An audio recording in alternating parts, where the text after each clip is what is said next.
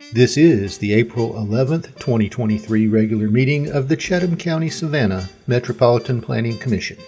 The board consists of Mr. Dwayne Stevens, Chairman, Mr. Travis Coles, Vice Chairman,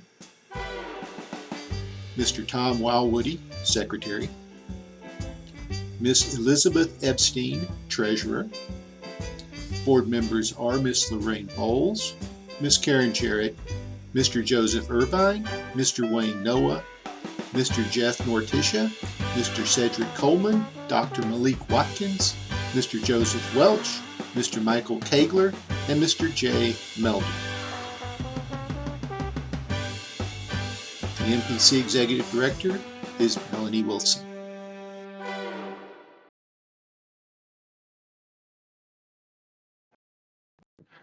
Good afternoon.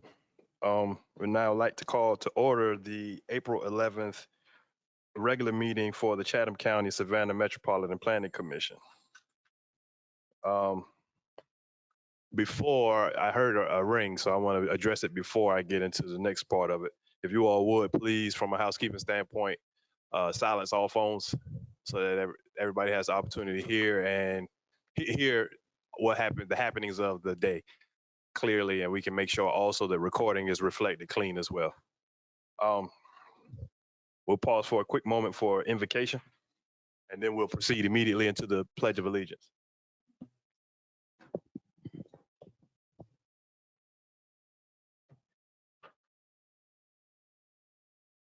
God, we ask that we thank you for being able to come together as community for the community.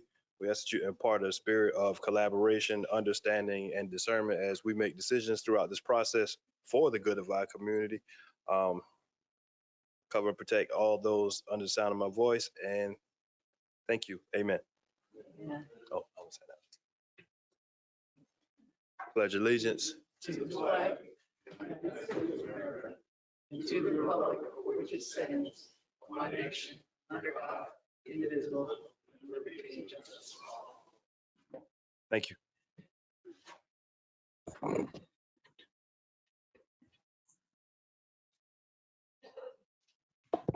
Okay, for staff, petitioners, and the members of the public who are participating today, our procedures will be as follows. The agenda is broken down into several parts. First, there are notices, proclamations, and acknowledgements. Next, we'll go into the consent agenda, which consists of items which the applicant is in agreement with, the staff recommendation, and there are no known objections. This will be followed by regular business, then old business, and then adjournment. For each agenda item on the regular business, staff will make a presentation. The staff will make a presentation, and the staff will then be followed by a presentation from the petitioner should they elect to do so. The petitioner will be allotted a time frame of no more than 20 minutes. The board may then ask questions of the petitioner or staff for clarification. Afterwards, the floor will be open for the public comment. If you wish to comment on an item that the board is considering at the time, members of the public that are in person must fill out a speaker card and give it to staff. If you are participating virtually, you'll use the raise your hand feature on your screen at the appropriate time. Do not use the feature until the item you want to comment on is being considered.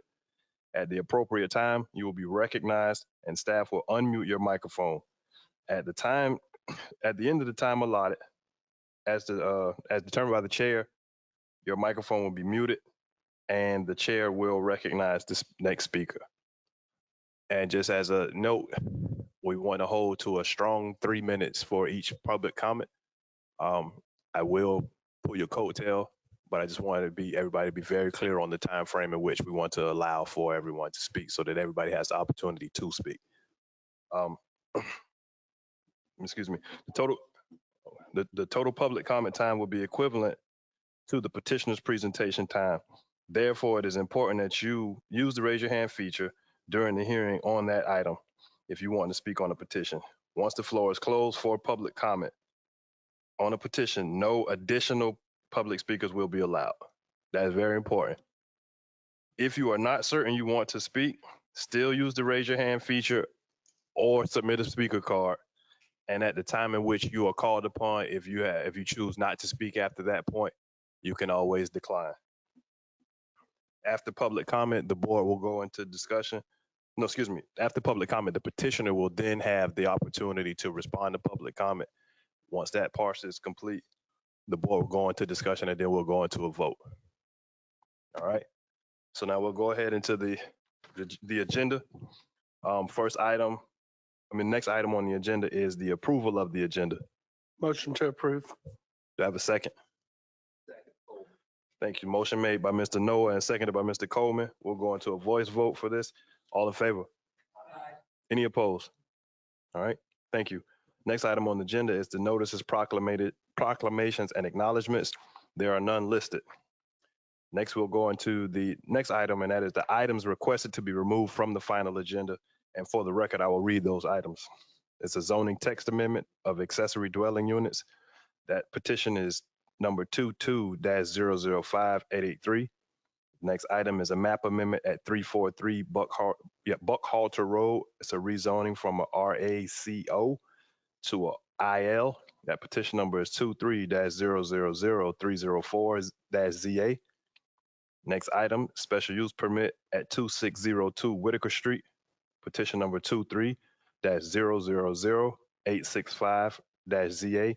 Restaurant with alcohol sales. Next item is zoning map amendment. That is petition number 23-001408-ZA at 810 East Broad, 613 to 623 East Gwinnett Street, 610 to 614 East Bolton Street. And that is a rezoning from a TC2 to a DX. Then the next item on that on this portion of the agenda is a zoning map amendment. That is petition number 001096-ZA, and it's Durin Frontage Road, and that's a rezoning from a RSF6 to a OIE. Okay. Noah makes motion to remove items 1 through 5 from the final agenda. Thank you, Mr. Noah. Do I have a second? Motion made by Mr. Noah and second by Mr. Coleman. If there is no concern or discussion on those items, we'll enter a voice vote. All in favor? Any opposed? All right, motion carries. Next item on the agenda are items requested to be withdrawn. We have 3 items there. The first item is a rezoning map amendment and that petition number is 22-004383-ZA, Albion Street, special use permit for a place of worship. The next item is special use 312 East Anderson Street, a special use request for on-site consumption of alcohol, petition number 23-000867-ZA, ZBA. And then the next item is a map amendment at 312 East Anderson Street, a rezone from TN1 to TC2, and that petition number is 23-001036-ZA. Noah makes motion to withdraw items 6 through 8 from the final agenda. Motion made by Mr. Noah and seconded by Mr. Coleman. If there's no discussion on these items to be withdrawn, excuse me. We'll go into a voice vote. All in favor? Any opposed? All right, motion carries. So we'll go into the consent agenda. The consent agenda consists of items for which the applicant is in agreement with staff recommendation and for which no known objections have been identified nor anticipated by staff. Any objections raised at the meeting will result in the item being moved to the regular agenda. At a 12:30 briefing, the staff will brief the commission on consent agenda items, and time permitting, regular agenda items. No testimony will be taken from applicants, supporters, or opponents, and no votes will be taken at that briefing. Just a FYI. Okay. The item on that consent agenda is an approval of the March 21st, 2023 meeting minutes. Noah motion to approve. All right, we got a motion made by Mr. Noah and seconded by Mr. Coleman. There's no discussion. We'll do a voice vote for this as well. All in favor? Any opposed? All right, thank you. So if any of those items that were named either in the items removed from the final agenda, the items withdrawn, or items on the consent agenda were named and you are here on in reference to those, you may feel free to leave at your leisure. Okay. Next item on the agenda is old business. There's none listed, so we'll go into our regular agenda, and that is an amended master plan for the reserve at Savannah Harbor, petition number 23-001-403-plan. Mr. Lotson. Thank you, Mr. Chairman.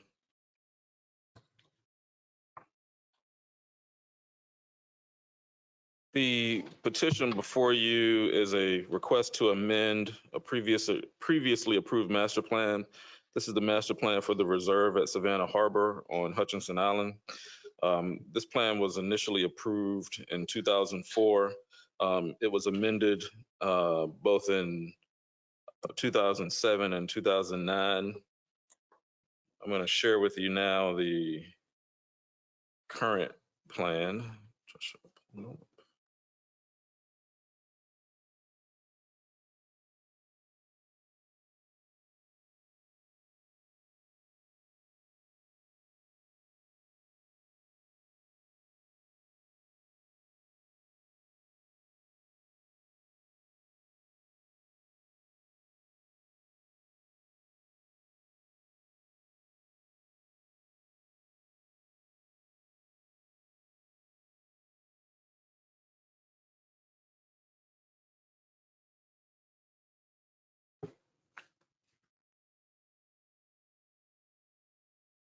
This is a exhibit showing the plan as it exists today, and it is essentially a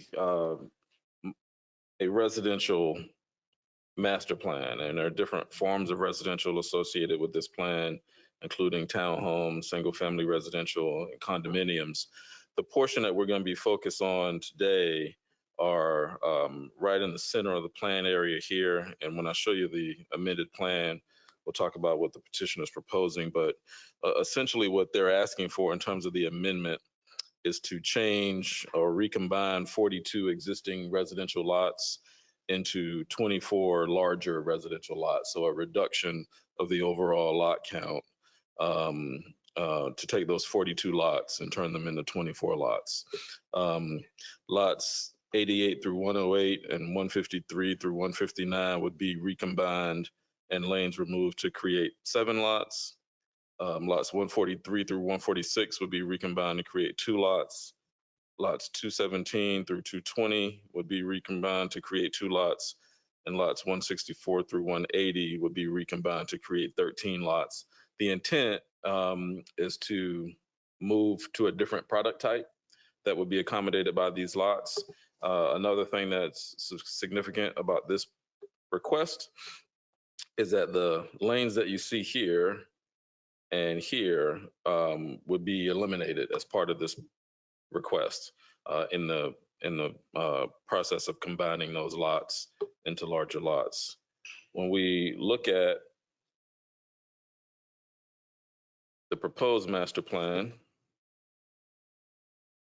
which is here, you can see the areas that are highlighted here are the areas we discussed that are in question. So removing the lane here, combining these lots to make larger lots, removing these lanes and combining these lots to make larger lots, and the combination of lots in this area as well.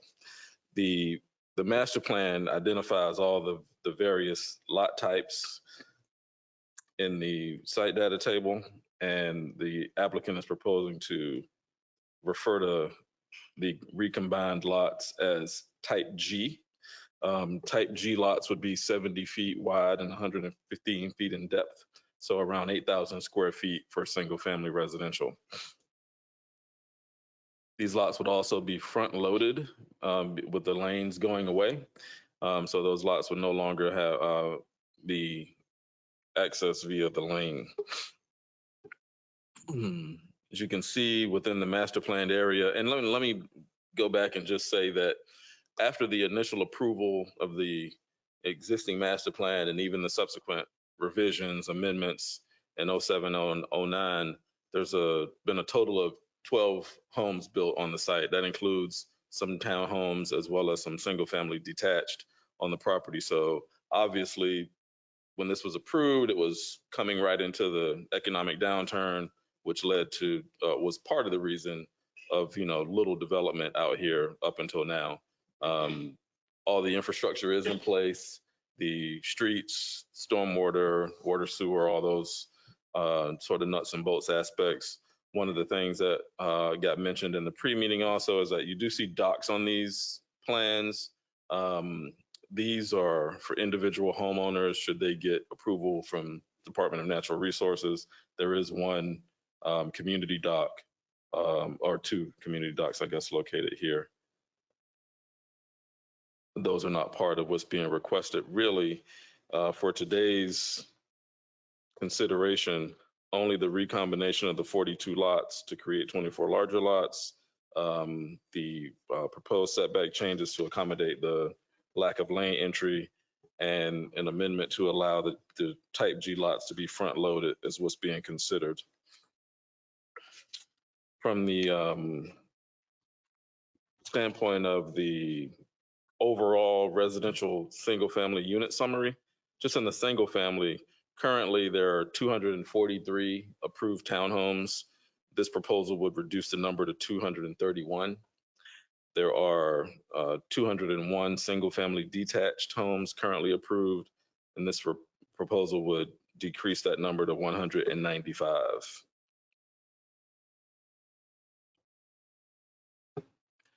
The proposed amendments we find are generally in keeping with the overall development pattern in previous iterations of the plan. There is some change. The most significant change, other than the lot size and staff's finding, is the elimination of the lanes. As I mentioned, all the streets here, or streets and lanes, are public.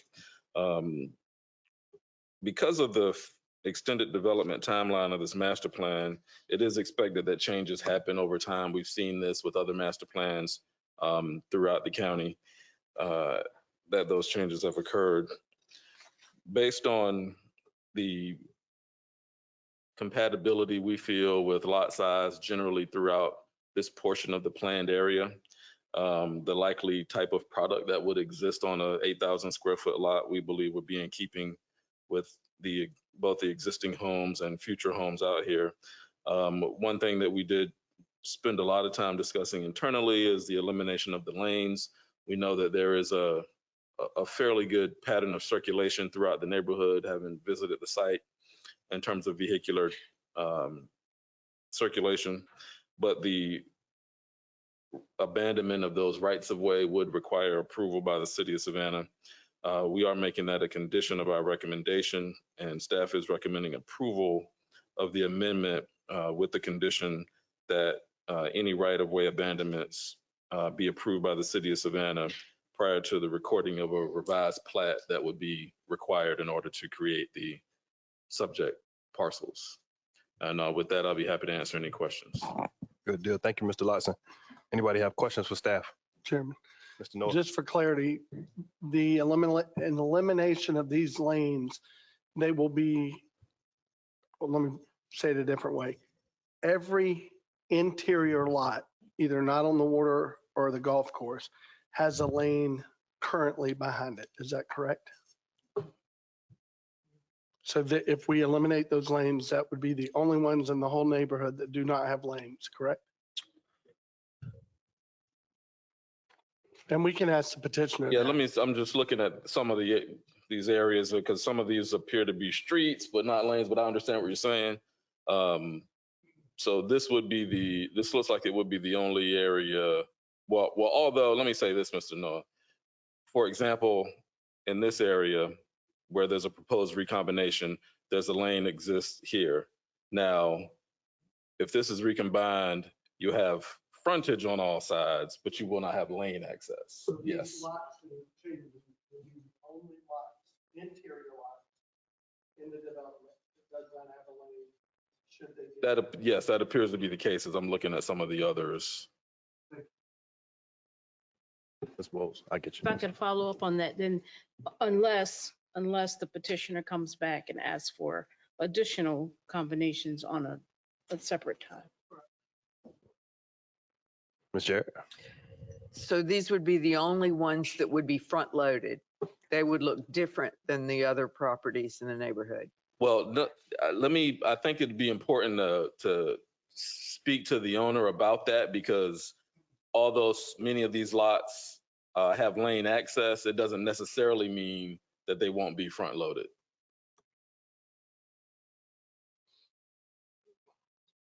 Mr. Mr. Melton. Chairman, Sure. Jay Melton, that was my question, and maybe it's more appropriate to the developer, Mr. Lotson, was how many homes in the approved plan versus the amended plan are front-loaded homes and front-serviced homes Mhm. from a refuse and recycling collection point of view. I think that's being important to note. And then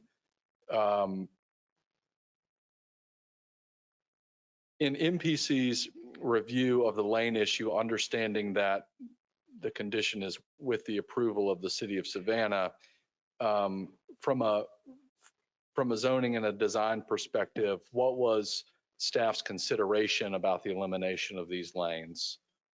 Sure. What we found really is that although the lanes are a part of the overall design layout of the reserve, we think that it's also appropriate to have a mix of housing types that can include a different sort of access point for the homes here. So when you look throughout the development, there are a number of homes, say that on the riverside, that have strictly street access, especially along both the Back River and the Savannah River. So those already exist. They're larger in nature. We think those are complementary to the proposed lots. A lot of the other interior lots are a very different sort of grid pattern, but we didn't think it was inappropriate to have a continuation of some of the larger riverside lots on the interior of the site. And can you remind me what types of, I know you said that there are 12 residences that have Yes. been developed. And what type of residences are those now currently? So those are, they're all single family. Some are in townhomes and some are in single family detached. And let me show you, I've got a map here that will illuminate where those are located.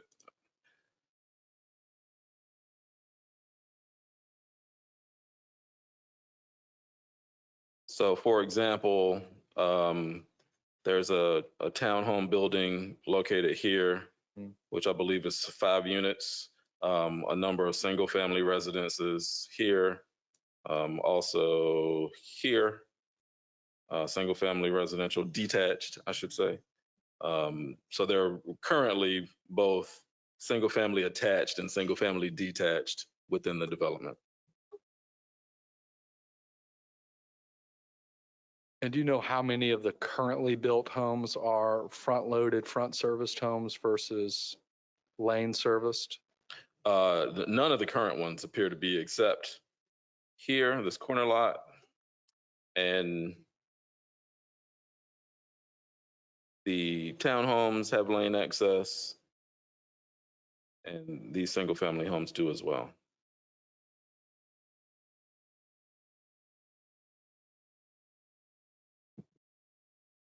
Got it. Thank you. Any further questions for staff? All right. Thank you, Mr. Lawson. We'll now hear from the petitioner. If you would, make sure you state your name for the record, and you have 20 minutes. Do you need any exhibits? You just leave the master plan. That's fine. I think I can answer questions. All right, cool. Good afternoon. My name is John Gaskin. I'm here on behalf of Patrick Malloy Communities. We're the applicant in this case, the home builder. And in case you're not familiar with our company, and I hope you would be at this point, but we are primarily an Atlanta builder. And we build age-restricted homes. We build what we call family homes, townhomes, and so forth, kind of a variety of things. But we're shifting now more toward age-restricted type housing. In our communities in Atlanta, we've probably got, between what we built and what we have under contract, I've got probably close to 3,000 lots in what we do with these very large, gated, amenitized, age-restricted product. And we found that that's been received particularly well. It's kind of recession-proof. People don't get loans as people that have a lot of, and accumulated assets and so forth. So we also have, we have that product, and it's branded under a Soleil brand. And that means that's the age restricted. And we have basically about 8 or 10 different products, but under each one of those different products, there's a lot of variation in the interior layout, the exterior, the colors, and so forth. So we typically sell at a very rapid pace. For instance, we just opened a community a little over a year ago in Atlanta, and we sold 120 homes in 1 year. So in Savannah, currently we're building in that the Upper East River, which is part of the Eastern Wharf, which initially goes back to the Savannah River Landing Project. And we now have a Savannah division. We have 5 or 6 people that are here locally. And when we first started Savannah River Landing, it looked a lot like this particular project. It had been in foreclosure for a number of years, and we partnered with Pinnacle Partners. The city actually was a partner, a small partner in that deal because of the parking deck. So we're part of that big development that's just past the Marriott at the end of the Riverwalk. So we've been looking around Savannah because the market obviously is growing. There's a great job market here. There's a lot of affluence and so forth. And that's typically, and it's attractive to people who are over 55 or looking to retire. And so we've identified Hudson Island, the reserve, as a property that would fit that product and that concept particularly extremely well. So we've been working, probably driving the seller crazy for probably over 6 months, 9 months, trying to work out details. And ultimately, our goal would be like to buy the whole island, to be quite honest. But at this point, we can't, there's certain components like restricting everything to age restricted. At this point, all we control are these 24 lots, or assuming that this passes and we close. So our purpose here is to get in with these first 24, put that product in and see how it goes. And quite honestly, as we move forward, we'll start probably moving with bigger contracts and trying to take down. Our ultimate goal is to pick up the rest of the island, as I mentioned. The reason to get rid of the rear alleys in this particular case is, again, all of our product is front loaded. And I can't stretch these lots out because the roads are in place, so only have a certain dimension. And the rear alleys, quite honestly, serve no purpose for our age restricted that are all front loaded. Matter of fact, it's kind of a hindrance because it doesn't really serve any access to these particular houses. I don't know what they would use it for. And we went, part of picking these first 24 lots is we made sure that nobody else in the community who either had an existing lot or one lot that the seller was retaining, or people who live there, would not lose any access to these rear alleys and private drives. So the ones that we took out for this application those blocks would be entirely our lots. So nobody would be losing, no existing property or lot or owner would lose any access, rear access, and certainly not front access as well. So I think from a price standpoint, I know this is not really a zoning issue, but part of the reason that we're asking to convert the 42 lots to 24, our product is bigger than what's planned on the site. These were basically like 30 and 35 foot townhome rear alley type lots, obviously. So we think, one, that our price point, and I'll get into that in a minute, would bring a higher price to this particular community. I think that we'll bring a price that's not only comparable with the people who live there now, but I think from what I'm hearing, some of the interest, particularly in some of the perimeter lots where people are thinking of some really large estates and so forth, I think we're going to be very suitable from a price standpoint. But if you do look at the remainder of the site plan, there's a large amount of rear alley townhomes, and I don't know what you would call a single family that would fit on a 35-foot lot, but I'm sure there's some sort of name detached. But so there's still a very large preponderance of that type of product. As a matter of fact, in the ratio of number of lots, it's still by far and away the highest percentage are still rear access.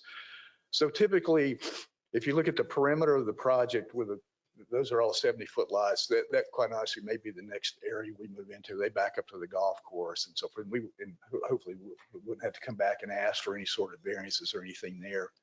But so we think that introducing just another 24 lots into this mix doesn't in any way compromise the original nature of the project. But I do think that the original nature of the project, given the fact that it has sat out there for a period of time, somebody needs to take a fresh look at it. So in our product, in this case, I mean, in Atlanta, it's always truly age restricted. You have to be 55 and older and all the covenants and restrictions that come with that. But here, because they're existing homes and the sellers still has interest in other lots, we'll have the same product exactly like we have in Atlanta, but we won't be an age restricted community per se as it exists right now. If somehow we were to come in and buy everything and somehow could start all over again and put a gatehouse in that was manned 24 hours a day and appropriate amenity and so forth, I'd love to have this as a gated 24-hour-a-day security guard, huge amenity with all kinds of social clubs and the things that we have in Atlanta. But I still think I can get, because of location, we love the setting. I still think it's got a very resort feel to it. So I think we can start, our lowest price product is about $650,000. And I think we can hit $850 here pretty soon. And I think obviously the key to that is getting that size lot. So the 70-foot fits our biggest product, which is what we're designing this for, in anticipation that the prices here are going to be comparable to a similar type setting in Atlanta. So we've somehow, this is beyond zoning, but I still think it plays into, particularly people, if there are people here who live there, is the age restricted product that we have. There's a basic product, and then as the people come in and buy it, they're typically selling a larger home. And so they put a lot of after the original contract money into fit finishes and structural options and so forth.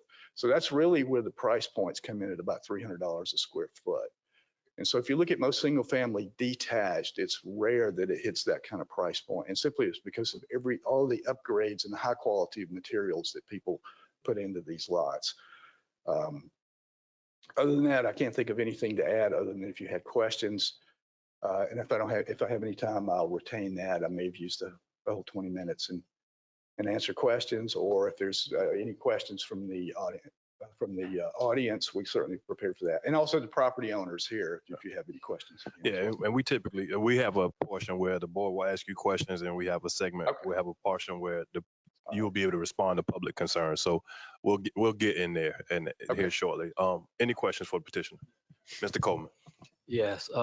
In your presentation, you stated yes, sir, a desire to potentially purchase more of this property. Correct. And if I heard some of the questions to staff earlier, there's a concern relative to the redevelopment of this where the lanes are taken away. And based on the product that you've described, if you are able to secure more of this property, then we would be looking at those lanes being taken away further. So the issue of whether this is an initial one-stop deal or something that's going to continue on if you're successful in obtaining all this property really is outlining that this current master plan would no longer fit where you're trying to go with your product, which means all of these lots which aren't developed right now would probably end up being combined into these larger lots, losing the lanes. Would that not be where you would see that going? Okay, so if we look at the entire community now, there's such a huge amount of potential lots here we do have a product that is rear alley loaded. For instance, we're building townhomes in the Upper East River project. And all of those are rear loaded type townhomes. So we think there's a couple of products that we're building over there that we think at some point we can bring over here, because there's a proven, we know what the price point is, we know how to build it, all those sort of things. We're familiar with that product. So if I were to come back in and revisit, certainly a number of these lots, I would ask to, if there was no need for an alley, in other words, we were converting all the set and we're taking an entire block, I would probably come back, or I definitely would come back and ask for maybe some removal. But if the product evolves as well too, I still think there'd be a need for rear alley. It's just a product that people accept, and it's already laid out here too as well. So there's a chance it would come back, but I'm not going to come back and ask for a blanket removal of all those alleys, if that maybe helps answer. If I have a follow-up then. So with that in mind, you also stated that, and I somewhat agree with you, that this is sat for a long time in this current configuration. So if you're building rear alley product further on the island, do you see that product really working as that fills up, that it might work here where you're able to maintain more of that in the future? Yeah, so what happens on a big project like this, we've already started, we have these, for better or worse, for better, I should say, we hire these big companies that help us select product type, particularly as we got into the age restricted market, because there was some competition, or a lot of competition for age targeted type product, but our age restricted, we had to set a bar above so people would come in and there's assessments every month that they pay and so forth. So quite frankly, it's a kind of an expensive community to live in. But I think that the rear alley, some of those townhomes that we've been building, we can modify those a little bit. We also have elevators in those townhomes too. We have that option at Upper East River. And we sold townhomes to age restricted in Atlanta with the elevators. And so I do think that's a product that fits here. Again, the scale of this project is so large. If you just look at any project this big, you're going to have a lot. You can have 5 or 6 different product types by the time you get through. I just happen to like the age restricted up front. And it's an immediate opportunity for us to get into the market since the lots are essentially, developed at this point. Okay, thank you, Mr. Coleman. Mr. Melder. Thank you. Just one note, as a recent transplant, I don't often get the chance to play Savannian, but we do call them lanes in Savannah, not rear alleys. I've been corrected numerous times. So I'll give you that note. I apologize if I offended anyone, but I give you that note. Well, when I grew up in the business, that was a long time ago. That was it. I remember when rear alleys first hit, I mean, here in the South, they've been around here. Yeah. All right, so lanes, Since so 1733. to answer your question, I'm not going to ask all the lanes be removed going forward. Yeah. I do associate my feelings with my colleague, Mr. Coleman, just kind of about your approach to the master plan. This was passed some years ago. It does have a very urban-centric design to it. And I think for the people who have invested in the few homes that are there, they invested in the future of this plan. So I think it'd be very important for any new development to really get your arms around those existing residents who have bought into this property and for a long time, to understand their concerns and to talk through what the future plans would be. And I think it would be problematic. So I appreciate the transparency that if you do take down more parcels of this land, that you'd be looking to look at the design with a fresh eye, but just to know that people have, purchased property here based on this design. I would ask though, in the plan that's up in the screen, there appears to be something akin to a square that looks like in your amended area, you would propose that to be turned into single family home lots as well. Does this propose the removal of public space as well? No, sir. No? Are you referring to? Mr. Melder, are you referring to the square here? Yes. Yeah, that is a green space that's under the current plan. Let me share with you the proposal. Okay, it's still there. Got it. Still there. And yep. And that was part of the reason that we selected these lots because I think that green space there is an attractive feature for our lots to front on. You know, we've got some of those that were built into the Upper East River, the little squares that are built in that this is reminiscent of. But no, sir, I'm not removing any open space on this project. Have you spoken to the current residents of Hutchinson? No, and I apologize because that's not the way we normally work. So we got into contract pretty quickly. Again, we've looked at all sorts of scenarios here, but I will tell you that one of the things that I think is keenly important to this project is Mr. Mopa, the seller, is pulling together and really giving some structure to a homeowners association, which because of the lineage of this thing going into foreclosure and so forth, there's an existing structure, but the players aren't active anymore. You know, it needs some tidying up. Mm-hmm. So that's what he's in the process of doing, hired a professional company.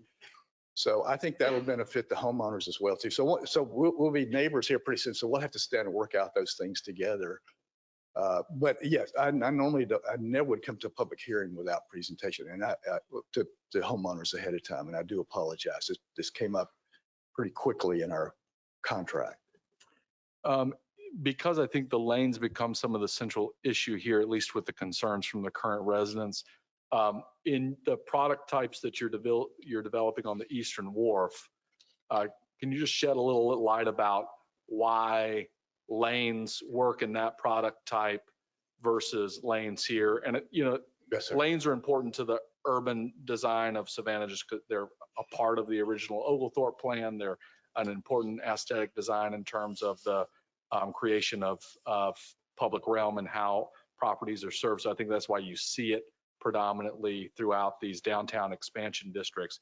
But I'm just curious about how you see that product working in the Eastern Wharf versus not being the right kind of product for these particular parcels on Hutchinson Island. Okay. When we closed on the Savannah River Landing, it was called then. That street pattern was in. The alleys pretty much were in. I think we've had to maybe build a couple, but basically the infrastructure was 90%. So there we weren't doing single family detached. We knew right ahead of time we wanted to, because of the density, and quite honestly, we paid a very significant price for that property too. And it's worth it. I mean, obviously being on the riverfront. So we were marketing to a broader market, not to our age restricted people. So the age restricted product that we're talking about on the reserve it's ranch level on these first 70 lots. The first thing we'd like to introduce, because it's a higher price, it's ranch level, front loaded.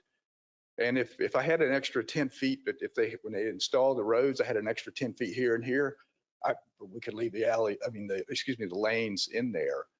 It's just now in order to get the product in there, because it is a long ranch. I mean, these things are, some of them are 75 feet long. And then you add a little screen porch or something on the back. I mean, you get a big product. And so to answer your question, is the product here on these first 24 lots is different entirely than what we came in, the product that we were going to build at Upper East River.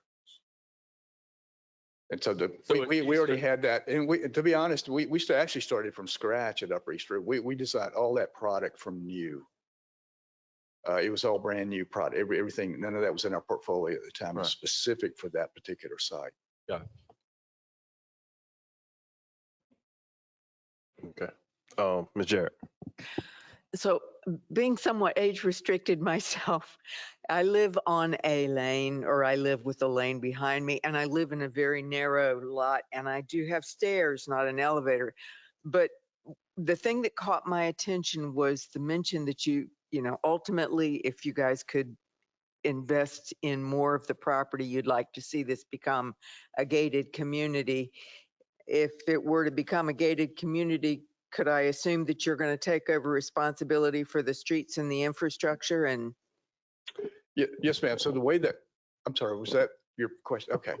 All right. So the way that it works in Atlanta, the way it would work here, and that's assuming we would go that way. Obviously, the existing homeowners would have a tremendous say-so whether this thing got gated, security and so forth. I mean, we're looking a year or two or more down the road, maybe.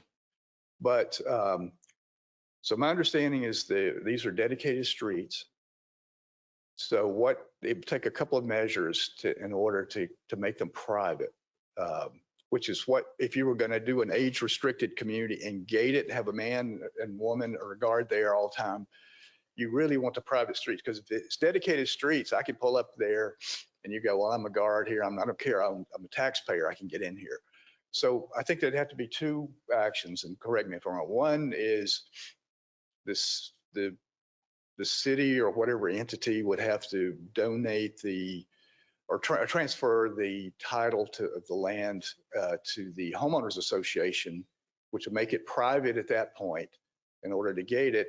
And then once it becomes private, then the homeowners association, along with everything else, open space budget, the landscaping, the guardhouse, sweeping the streets, all that sort of stuff, the amenity, would have funds set aside every year to maintain the potholes and so forth in the street. I know that was a long answer, but we're not quite ready to petition the city on that yet. But with these being dedicated streets, it works right now.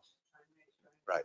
So essentially your answer to that question is, in the event that you all do get more and further develop and privatize community, yes, you all will be maintaining the streets. The streets, yes, that's Okay. exactly the way we do it in every community in Atlanta, around Atlanta. Any further questions for the petition? Ms. Epstein. Hi, I noted when you were talking about your product for the houses that would not have lane access, and you're trying to adapt a plan that's been successful for your company in other locations.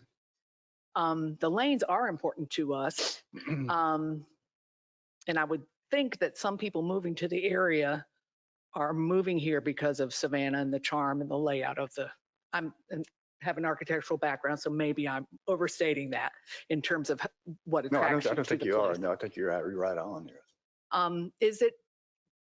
Did you look at all at adapting that plan that you have to something with rear loading?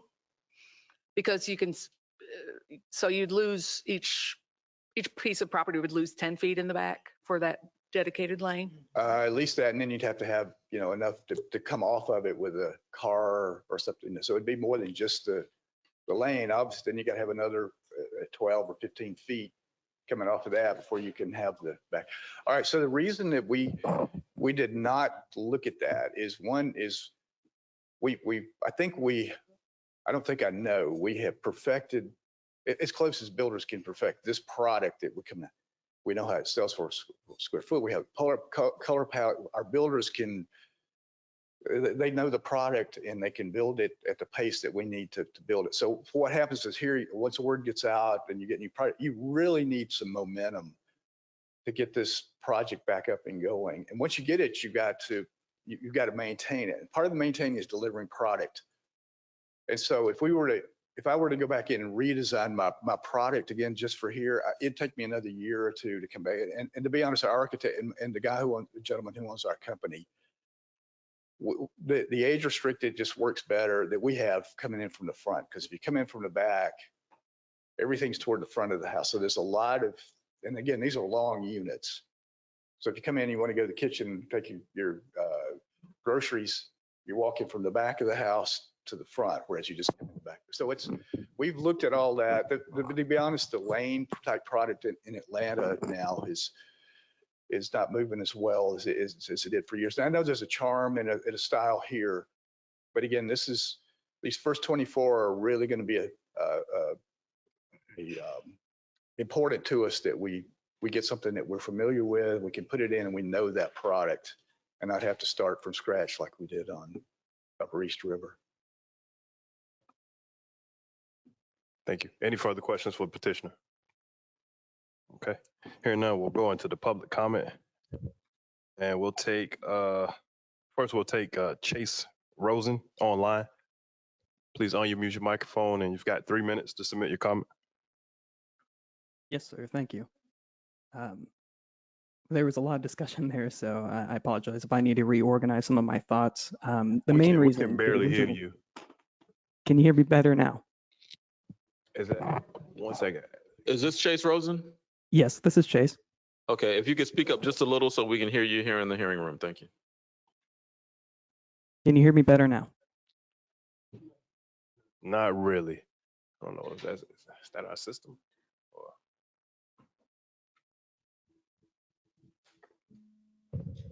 One second.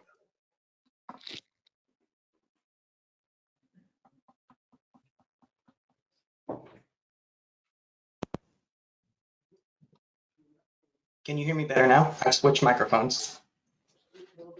We can hear you a little better than now. Great. Just speak up if you would when you start with your comments. Yes, sir. All right, thank you. There was a lot of discussion, so I apologize if I take a pause every so often to reorganize my thoughts. Originally, I wanted to speak because I noticed that the property that's being reorganized here surrounds a square. And my main concern with that is it sort of limits the access or the utility perhaps of that square to the community. This is supposed to be a public amenity for the whole community. And I understand that it raises the price point for the properties that would be there, but I think that's overall detrimental for the community because again, it's public. More people should be allowed to access it more readily. And I think that this recombination, if they really need this style of product, it can be moved elsewhere where you're not taking away density from areas where people want to go to.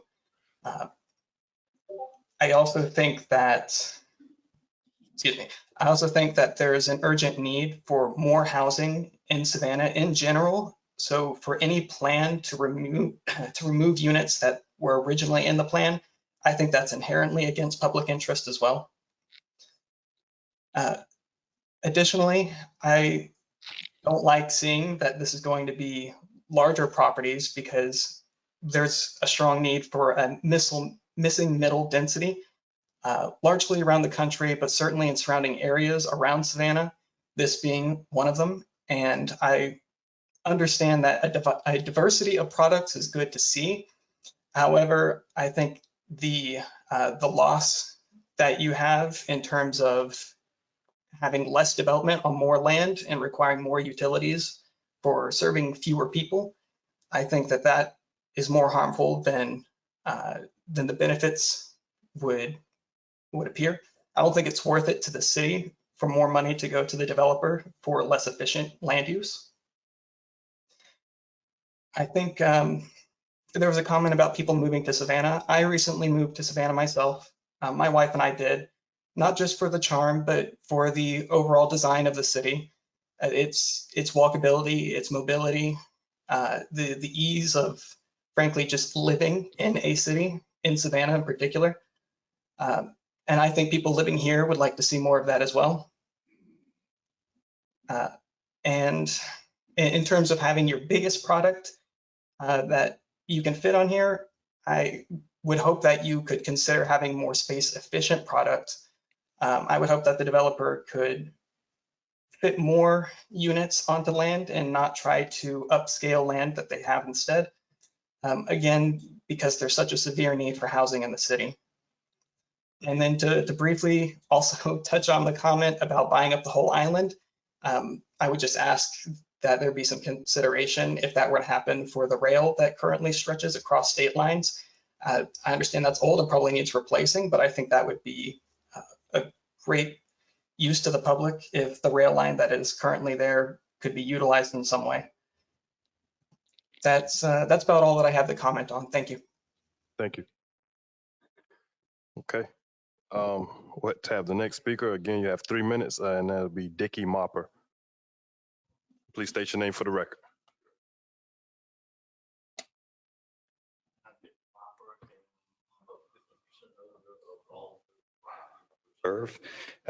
First of all, I'm going to go ahead and speak now, although I think the process, this is just a suggestion. I think the process is a little bit awkward in that it seems that comments against versus comments for should be separated. because I think it's easier for members of a board to understand it if you're hearing pro and con versus mixing it up. I just want to say that for the record. The next thing I'd like to say is, first of all, I find it really interesting that, forgetting a little bit about what has been told by Mr. Gaskin, I find it really interesting that we are sitting here today as a board and calling this an urban project. Let me tell you, first of all, that nobody that I know of in the city of Savannah has fought harder for preservation and for the Oglethorpe plan than I have. And it's one of the most important things to me. If this were an urban community, I'd be fighting it. And I'd be talking about why we need lanes. It's not. There's not one commercial thing going into this. This is a residential resort island community, period. Lanes are not part of the discussion as far as whether we need it for an urban community. I just want to make that clear. Now, whether y'all want to discuss, whether that should have it, that's a different point. And the other thing I'd like to point out, first of all, is that there are hundreds and hundreds of lots. They've been sitting over there for 15 years, not being developed. And the reason is the original development and site plan wasn't well thought out. The people who did it initially made major mistakes. Not only is it a reason that it failed, it's a reason why nobody has come along in all these years to buy it. So I think it's really important to keep that in mind. In regards to whether Patrick Malloy communities will buy more property, I can't tell you.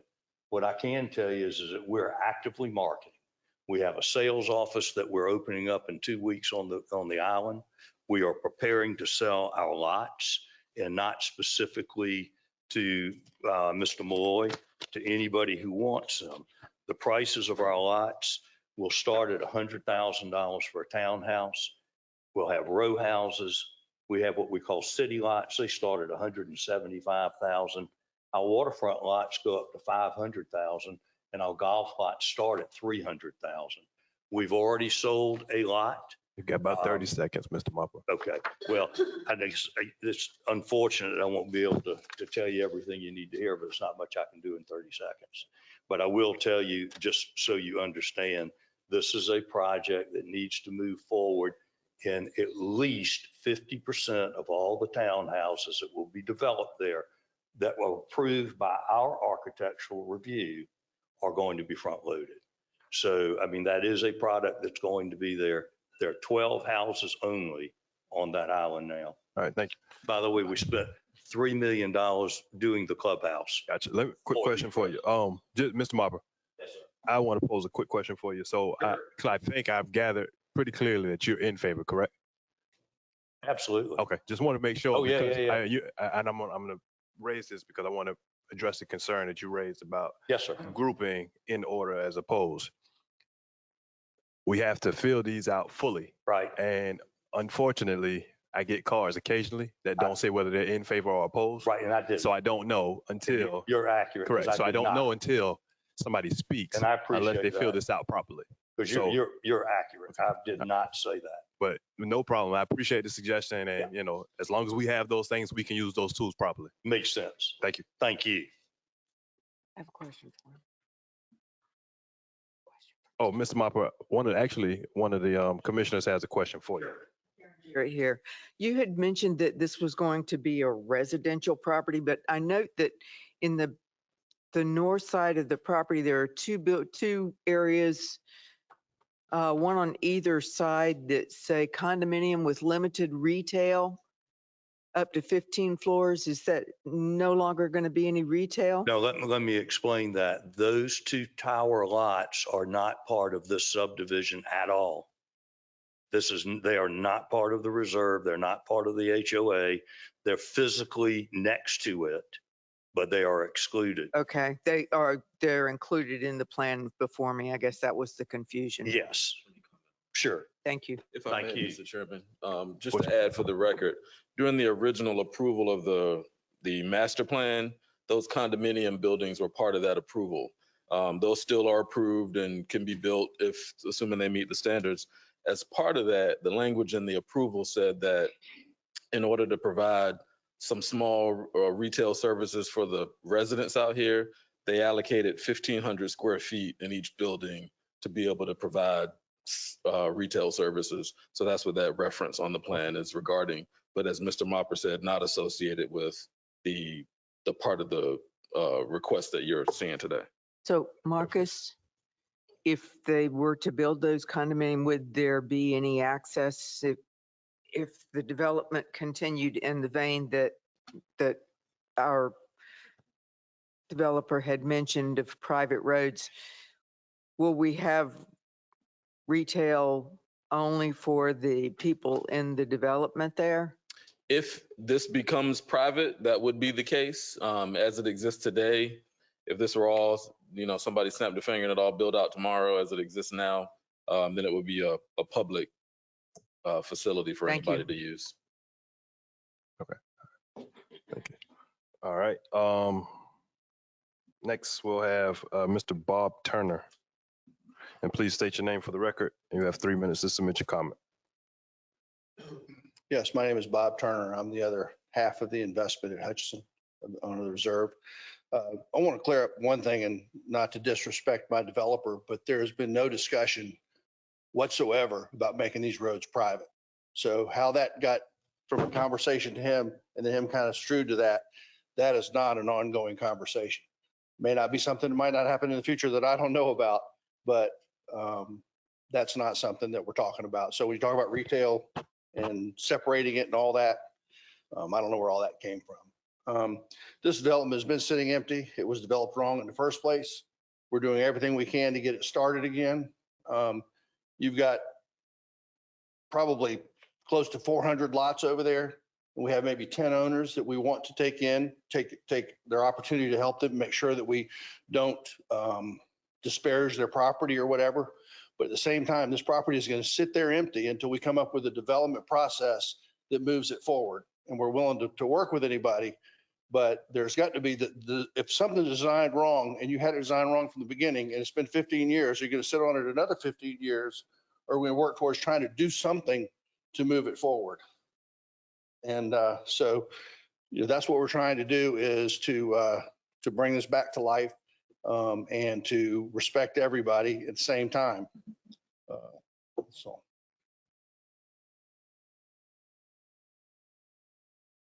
Thank you. We'll take Ms. Bowles. And I guess this could be for any of the petitioners. Has the flooding issue been addressed?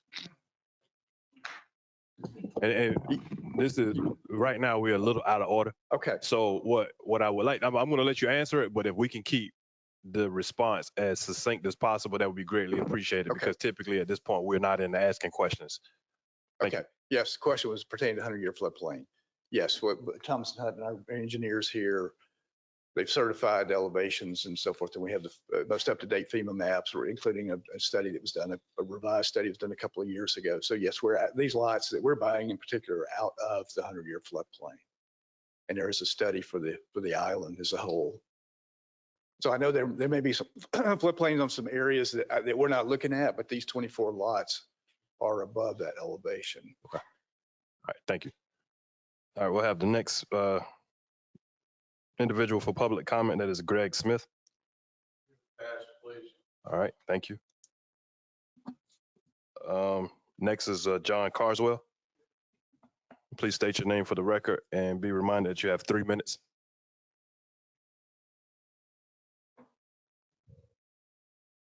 Thank you very much, all. I've probably been on this place, watched it happen in my 92 years. We used to hunt ducks over there when I was a kid. Then they filled it up. Then we started hunting doves. Now it's turned into a development, a nice one at that.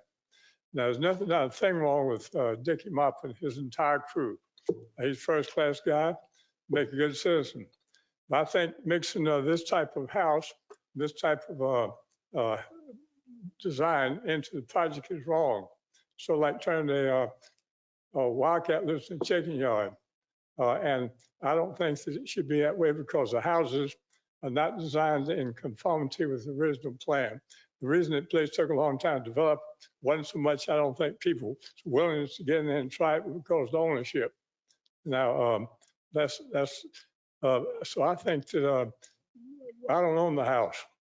My wife and I have a life tenancy in there. We lived there for a while. We moved off into one of Patrick Moy's communities, enjoyed that thoroughly, came back here to do it. But I don't think that my stepson, Byron Colley, owns a house. My wife and I have a life tenancy on there. We want to stay there. We're going to stay there come hell or high water, you might say. We're too old to move and not going to move anymore. But I hate to see them take the type of village you've got where the houses and the architecture said nothing wrong with architecture. Lynn's in downtown Savannah, which was the idea about it, to sit there and start breaking it down. The idea, 55 years old, what else you don't tell people how old they got to be to live into a house. And I think that they ought to reconsider doing this. Same crew doing it, but they ought to get a different design for the thing, not the one that's on the thing presently. So on behalf of my stepson, my wife and me, we'll be there till we croak. And you wouldn't have to hit much longer because I'm 92 at the present time. But I don't think he'll do it the way it's designed. I think he'll do it, keep the same people involved who are doing it now, but come up with a different architectural plan for what you plan to do. Thank you for your time. Thank you, Mr. Carswell. Excuse me. Okay, we'll have Kathy Smith. Please state your name for the record. And again, remember you have 3 minutes. Gotta be quick. I'm Kathy Smith. Ladies and gentlemen of the Metropolitan Committee, my husband's Greg and I have lived at the Reserve since 2016. We moved there after living on Dutch Island for 20 years because of the house. It was right across from beautiful downtown Savannah, was on the Back River, and most importantly, the plan for the Reserve, which we reviewed when we purchased our house, presented an urban extension of Savannah itself. We reviewed the proposal being presented today and staff analysis of the proposal. We are in agreement with a combination of lots to form larger lots. They've been done often in downtown Savannah. We object, though, to elimination of the lanes and placing garages in front of yards to accomplish this. The lanes are important because they allow garages to face the lanes rather than the street. The lanes include utilities, and they're an integral part of the urban design. They're a constituent throughout the current master plan. We believe that the elimination of lanes creates a more suburban environment in an urban development. Creating a suburban section in the middle of an urban development design paves the way for development with multiple plans within an originally well-conceived urban plan. The developer is concerned about parking. We believe there are alternatives which could provide more parking and retain the lanes. If the MPC approves this request, it'll be forced to approve other mini plans within the reserve. What will be left is no plan at all. We respectfully request that the MPC requires that the lanes be retained and request that the city manager of Savannah not recommend to Savannah City Council the abandonment of rights of way and easements related to the lanes. We also respectfully request that the MPC urge developer to focus on residential home designs suitable for a southern urban environment as opposed to suburban style homes. Savannah is uniquely a beautiful city. The reserve presents an opportunity for Savannah to expand in a thoughtful way that complements the existing adjacent urban environment of downtown Savannah. The original plan for the reserve attempted to do that. This proposed amendment to adopt a plan to accommodate suburban style homes destroys that plan, and in doing so will degrade Savannah itself. There's a hidden little secret that is totally awesome to all who already live in the reserve. And I mean, the reserve, we don't want ranch style houses with circular driveways and all cement out front. I mean, there has to be some other way. You wouldn't put that in downtown Savannah. But we do love it out there. And our house actually, our garage does not face the street, which he said it faces the other way. Thank you very much. Thank you.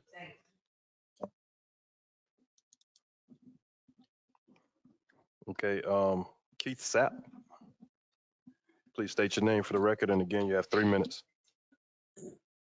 My name is Keith Sapp. I'm a resident on the reserve. I kind of second the motion on everything Kathy said. The things I'd like to add, when they mention the Eastern Wharf, just like Kathy said, when we moved out there, part of the reserve was supposed to be an extension of downtown Savannah. I think when you talk about the Eastern Wharf, that is an extension. It's a great extension of downtown Savannah. When you mentioned, Jay, about the layout of Oglethorpe, the lane usage was part of that plan. We bought out there with the intentions that this was going to be the direction of this neighborhood. I understand the neighborhood has sat dormant for quite some time, but with everything going on, and I'm a Savannah native, I've seen the landings go through stages where part of that sat dormant for a period of time and it picks back up.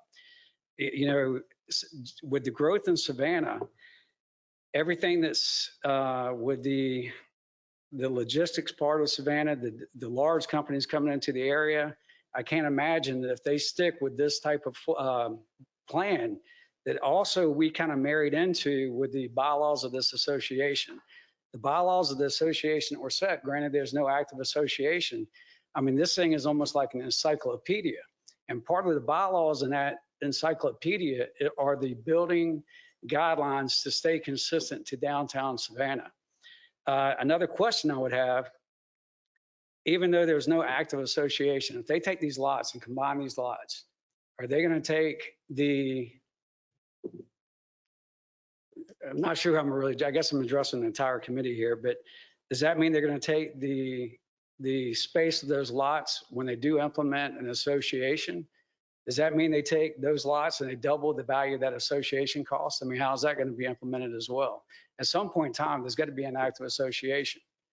So how do they address that as well? If you guys approve this and they move in that direction?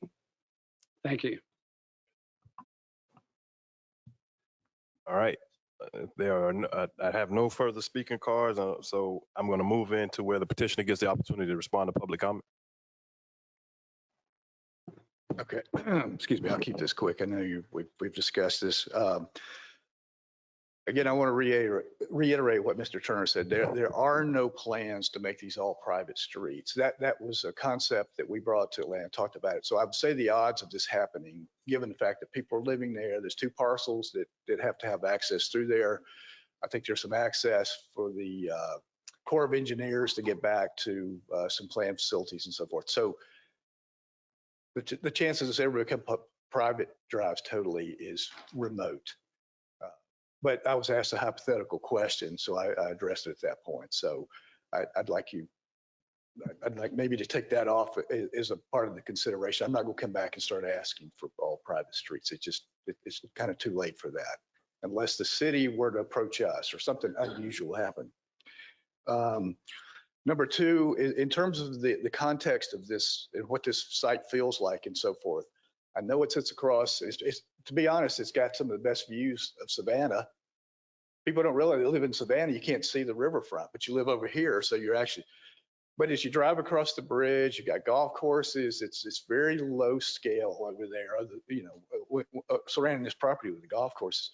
So it does have a resort feel to me, as opposed to the urban type squares that in the historical style that the city normally has. So I think there's a different feel, and I think the buyers who look at this site would, although they still like the Savannah style, so to speak, I still think it's a different context that they're looking at, and that may not make a whole lot of sense, but the feel is different. If this were one of the squares here, we would we would look at a totally different product and keep the alleys and so forth in. In terms of association costs, and this is the last item, yes, there'll be essentially there's with this company that the owner has hired, they'll come in and do an assessment what it costs every year to maintain it and so forth, and do a cumulative cost, get bids and so forth. And then there is our lots will actually have an additional cost because we do provide total exterior maintenance on the lawns and not the house itself, but all the exterior. They're all mowed pine straw, all that sort of stuff every week. So that comes as part of buying the house as well too.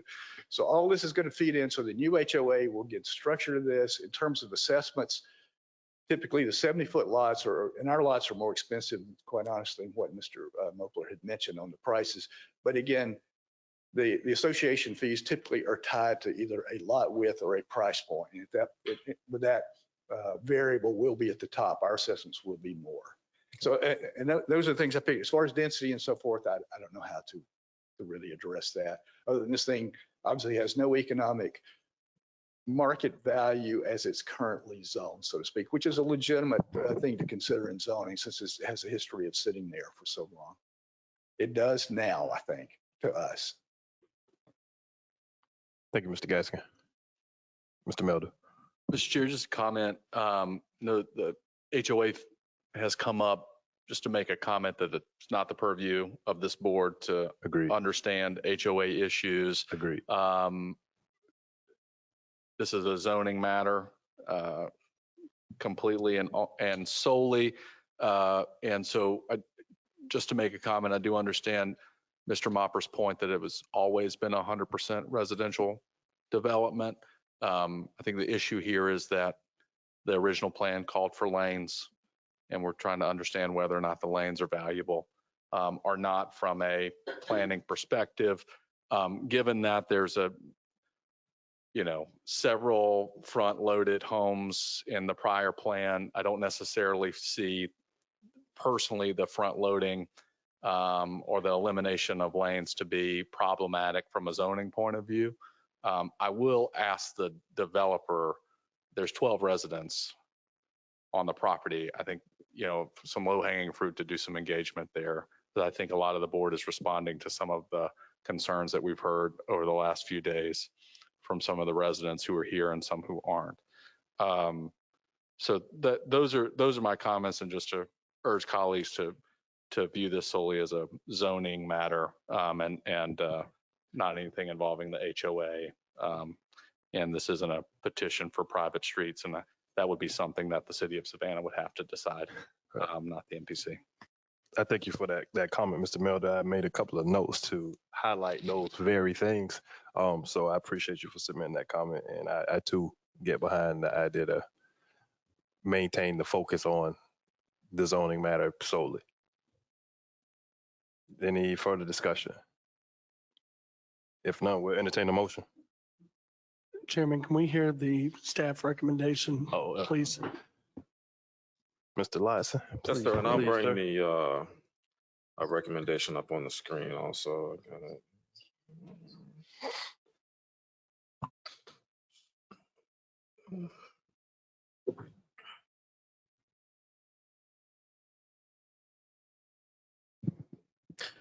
So the staff recommendation is to approve the amended master plan as submitted with the following condition: approval by the city of Savannah of all right-of-way abandonments prior to the recording of the revised plat for the lots identified as type G. And the type G lots are those lots that are proposed to be recombined. Thank you, sir. All right. I have a question. All right. Okay. Well, we'll go ahead and we'll go ahead and entertain whatever questions are necessary now. But we got to go ahead and get it to a vote. Well, yeah, and that's the point I wanted to make is that are we comfortable taking it to a vote without the petitioner meeting with the community? Or should we continue?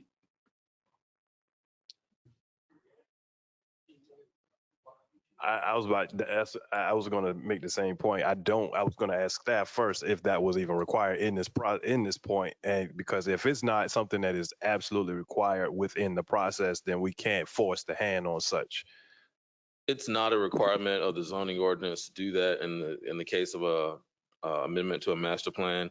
I will say that each of the property owners, residents within the reserve were notified. We can tell based, I guess, on the presence today, and sounds like from some phone calls that board members may have received, that the residents and current owners are aware of the petition.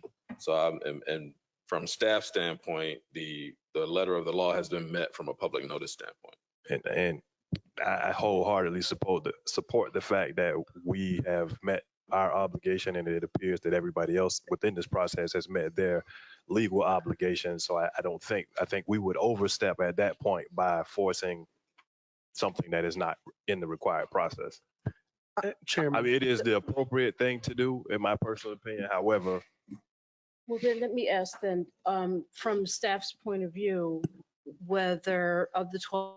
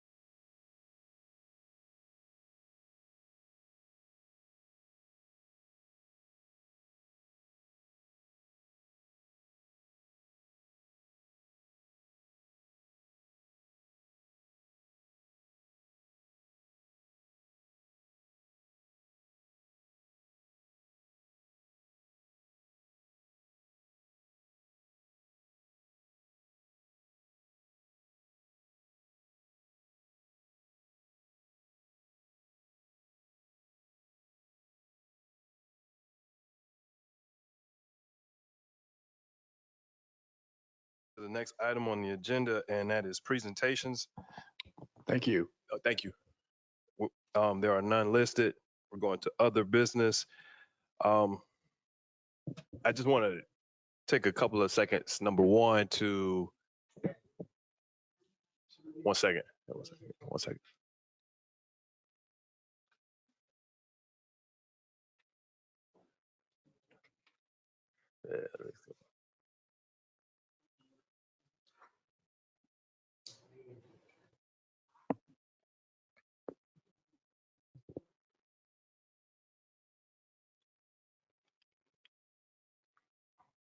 Okay. I wanted just for the for the board, I wanted to first personally thank the executive director for organizing. I was afforded the opportunity to go up to the APA's National Planning Conference in Philly last week. It was myself, Mr. Lotson, Pam, Caitlin, and it's just us, right? Yeah, it was just us. All right. And we had the opportunity to see what was going on across the nation, what people are faced with. And it was good news that we're not alone in some of the very things that we are trying to address. The high points were, for me, were the fact that we are not alone in some of the things, but more importantly, I saw a major push and a major effort of communities having to be a lot more creative to get to resolution of the issues that are pressing communities everywhere. Speaking of housing costs, housing availability, diversity and inclusion within processes, as well as protections and such. So I just wanted to kind of throw out that to the board, just to let everybody know that, the executive director and staff are continually doing things to improve our process so they can come back, contribute, and we can do what's good for our community. Secondly, real quick, I just wanted to touch on the idea I would like for us to everybody to take a moment to between now and the next meeting, take a good look at your bylaws. I think that we need to review what we have before us. We found some susceptibility in some of our processes, but at the same time, we also have need to revisit some things that can offer some protections, and some vehicles to improve our process and deliver a better product for our community. I think next meeting, we'll probably try to assemble a committee of individuals that would like to contribute to what these bylaw update may look like. I can't remember off the top of my head. I looked before I came in to see when was the last time we updated bylaws, but I think it's pretty much time to revisit. So I just wanted to put that on everybody's radar as we go forward, going in over the next month, that we start thinking about what that looks like and how we better structure our guiding principles to better serve us and the community that we serve. That's all I had. If there's nothing else. If I may, I just want to let you know that I will send a copy of the bylaws to all of you, okay, so that you don't have to go through your stuff to look for them. Also wanted to make a note that the City of Savannah, Miss Liddy was also in That's right. That's right. Philly at the conference and was pretty excited to be there. So I will say, Mr. Milder, thank you for allowing her to go. In our team. Yeah, so she was really excited to be there as well. So I'm really glad that you got the opportunity, as well as our staff that came back energized and excited about things that we need to be looking at here in Savannah. Also, next month, the agenda is going to be quite long, so please be prepared for a little bit longer meeting. Absolutely. Thank you. So we motion to adjourn. All right. Meeting adjourned. Thank you.